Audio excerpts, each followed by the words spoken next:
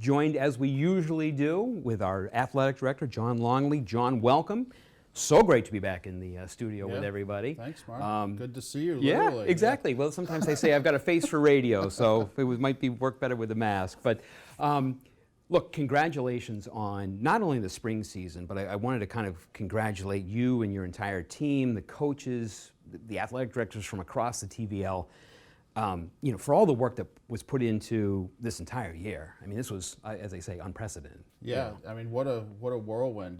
Just having taken a couple weeks now to have it all sink in and looking to next year. It just was certainly a crazy year for everybody, and I'm just so happy that we were able to pull it off and give the kids an opportunity to play. Yeah, so. I mean, if you think how far we came from last March when we were shutting down everything to this spring when we're back to playoffs for baseball and everybody, it's just such a testament to not only the athletes but to all the folks that managed to put this together this year. Yeah, I think everyone kind of had an eye towards that. When you talk to people in the fall, people I think generally were willing to work within the parameters that were set up, and we're kind of thinking as things got better within your communities and state and around the country that, as we went through the school year, the hope was that the spring season, because we missed it last year, would be more typical, and it turned out that way. It really did. We were able to not wear masks a couple weeks in, the tournaments ran, we had multiple teams in the tournament, so I think as we started in September, people talked about that. Well, hopefully in the spring, this will kind of ease up and we can get back to normal. And it's, for the most part, kind of worked out that way. There was obviously a lot of work and some concessions along the way with the other seasons, but I think people generally were accepting of that. Agreed. It worked out really well. But yeah, if you think about where we started, but what a great spring season this year we had for all of our athletes. Tell us a little bit about where we stand here at the end of the year. Yeah, I mean, as I think about the spring, it was unique in the fact that we added wrestling, because wrestling couldn't go until the spring season, so wrestling was happening in the gym, along with we had a small cheerleading squad as well happening that we typically don't have. Right. During the spring season. So to talk about that, I think that was unique. Some hot nights wrestling inside. Yeah. We were hoping we could get a match outside, but the boys, the wrestling team did end up having some away matches outside, and the tournament was outside, just cool. Not here. Every time we tried to set it up for one of our home matches, the weather just wasn't going to cooperate. But that was kind of unique in the fact that they got to wrestle outside, and so they competed against Boston Latin, and we're in what's called this now.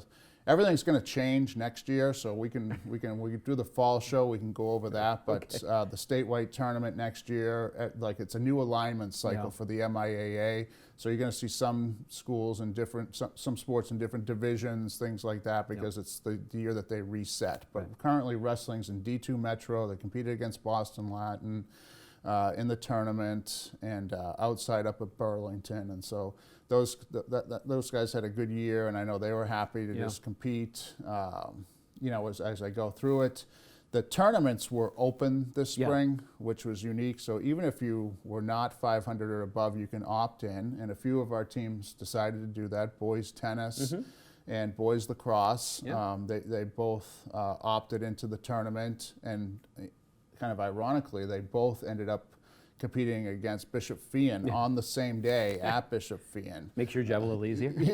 So it's like, hey, okay. We took two buses, but their seasons ended there. But I know that John Churchill and the tennis team, they had some quality wins this year, and he really has that program, I think, developing. And Dan Reyes and boys lacrosse, they had some key wins this year. I think if they would talk about one of their biggest wins was a home win against Westwood, which was a huge win. Big. So they had some quality wins, and a small team this year, but some quality performances. Mike Lodge took over the girls lacrosse program, and they had 5 wins and started to see some improvements there. And I know that Mike is looking forward to developing and growing that program. Bill Cates was back as our girls tennis coach. Bill was with us 2 years ago Yeah. as in his first season, Right. and so obviously this was his second season with us after missing last year. And then, you know, when I think about the last teams in the tournament, we had baseball.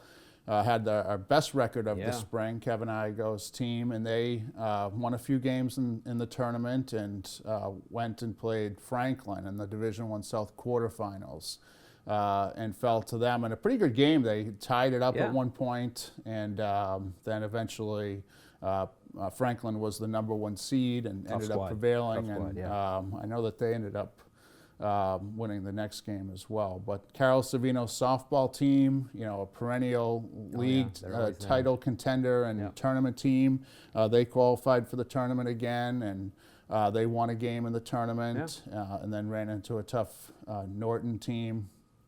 And Paul Nimblett's boys volleyball team, kind of a sport that goes a little bit unnoticed in the spring. They were 7-7. They were, you know, true 500 and true qualifier for the tournament. And I know Paul wasn't quite sure what he had, missing the year last year. And a few kids literally grew and really, really helped the team this year. And so I know volleyball. I said, geez, I don't recognize a few of those guys. And so they really had a great year, and we're really excited and qualified for the division. There's only one section in boys volleyball, and they fell to Newton South, but what a really kind of surprisingly strong season for boys volleyball. And then the track teams, boys track in particular, had another strong season. Matt Curran really has that. You know, before we kind of didn't have, you know, before COVID, that the boys program particularly was really growing and you know, having some kids do some, you know, have some great performances. And I know this year we were able to kind of hold the line. The boys team had a winning record and had some really good, you know, individual performances. And on the girls' side, we're continuing to develop and grow. And Olivia Badette, you know, she's finally graduating, so we want to wish her well. So you know, and so you know, she ended up being a league all-star and a sectional placer, and also a newcomer, Tina Fontaine, who's a sophomore, ended up being a league all-star in the 100 meters, and she also medaled in the sectional meets. So. That's a quick rundown. Yeah, no, it was you know, quick, but boy, you managed to get so much in there and whatnot. You know, you and I were talking briefly before we came on air in terms of if you had to find some sort of silver lining from all of this work that you guys did in terms of the COVID and all that, what would you kind of take away as at least a positive from the AD standpoint? Yeah, I mean, I think everyone in whatever profession you're in is going to point to the easy one is technology. I mean, if you weren't comfortable with it, you had to find a way, you know, to get comfortable with it. And so everyone, I think, including myself, has progressed there. But one of the things that just kind of reinforced some of my beliefs, and I talked about it on the show, just kind of, it's kind of come up randomly over the course of the year, is I think, you know, really, the kids want to play and they want to have fun. And so that's what that reinforced. The winning is great, and look, we all are competitive and strive to win and championships, and everyone wants that. And in the end, only one team, you know, wins at the end. We all hope that that's us, but you know, my core belief is the kids want to compete and they want to play. I agree. And this year, I think that definitely was reinforced. You know, as long as they were playing. You know, they were happy. Yeah, so. I think we noticed that too when we were calling a lot of the games, was that although with all the various restrictions, whether it be in soccer, we had no headers or whatever the case may be, I think if you asked any athlete that says, here's your choice, you could either play with some restrictions or not play at all, I think they're all going to play. And you could just sense that they were just happy to be back out on the field or the court or the ice or whatever it was this year. And, uniquely, you know, you got the, you know, because we obviously didn't have the state tournament to the spring. And so some of the teams were able to win their last game this year, you know, which that was, you know, great. Someone had said to me, well, they're going to be upset. And we were like, well, we don't know. It's not the tournament. It's not the last. You don't always, you know, a lot of the teams were able to go to win, you know, their final contest of the season, which was something they could kind of remember as Yeah, well. without So, question, without question. Well, it has been an absolute pleasure, again, continuing to work with you and all that you do. I understand, though, that we will be having another addition to the Longley clan. Yeah, thank you guys Yeah. as well. Another shout out to NCM though for Brian Dunn and Oh, yeah. Jack and all the coverage this year was awesome. But great. yeah, thanks. So we second member of the Longley clan is coming in August 20th, the first day of football. Of course. So Of we're course it will be. excited about that. Well, I know that's my great. wife will be, happy. She's, Yeah. as the summer goes along, getting, more and more uncomfortable. Sure, yeah. you Well, know? it gets warmer, too. That's always fun. That's always So- fun. So, well, congratulations to you and to the entire family. Thank you. And thanks again for coming in this evening and bringing us up to speed on the sports this Great. year. Thanks, Mark. All right.